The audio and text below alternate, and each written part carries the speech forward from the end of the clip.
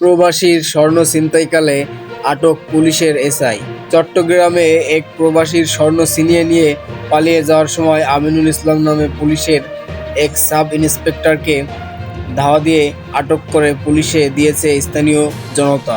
একই সময়ে ওই পুলিশ কর্মকর্তার সাথে থাকা এক পুলিশের সোর্স শহীদুল ইসলাম জাহেদকেও আটক করেছে পুলিশ।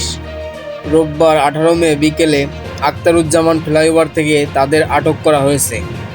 ভুক্তভোগী চট্টগ্রামের লোহাগড়া উপজেলার বাসিন্দা আব্দুল খালেক জানান, তার ছোট ভাইয়ের পাঠানো 16 ভরি ওজনের 8টি বালা নিয়ে চট্টগ্রামের শাহ আমানত বিমানবন্দর থেকে নিয়ে ফিরছিলেন তিনি। দুপুর 12:30টার দিকে নগরীর টাইগার পাস এলাকায় তাকে পুলিশ পরিচয়ে বাস থেকে নামায় দুই যুবক। পরে তাকে সিএনজিতে উঠিয়ে নগরীর বিভিন্ন সড়কে ঘুরিয়ে আখতারুজ্জামান ফ্লাইওভারে উঠে স্বর্ণালংকার ছিনিয়ে নিয়ে নামিয়ে দেওয়া হয়। এ সময় চিৎকার শুরু করেন ভুক্তভোগী।